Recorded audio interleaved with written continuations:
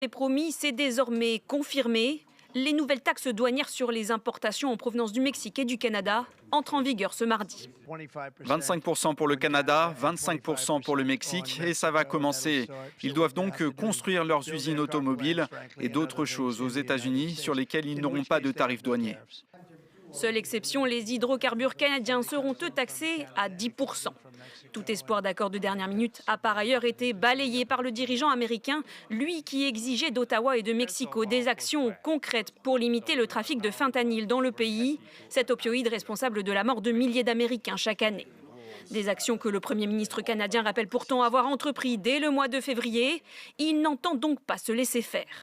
Le Canada ne laissera pas cette décision injustifiée sans réponse.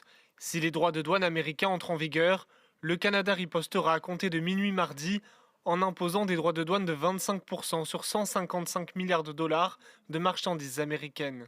De son côté, la présidente mexicaine Claudia Sheinbaum a assuré que le Mexique avait anticipé ces nouvelles taxes. Et au même moment, la Chine s'est-elle vue imposer 20% de droits de douane sur ses produits dans un nouveau décret signé lundi par Donald Trump, toujours pour lutter, dit-il, contre l'importation de fentanyl. En riposte, Pékin a annoncé mardi des droits de douane supplémentaires de 15% sur le poulet, le blé, le maïs et le coton américain.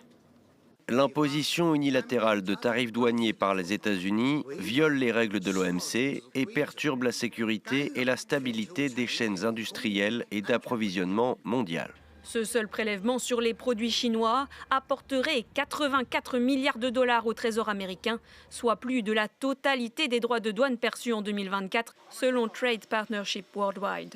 Mais cela ne suffit pas pour le moment à rassurer les marchés financiers américains qui ont brutalement chuté lundi soir.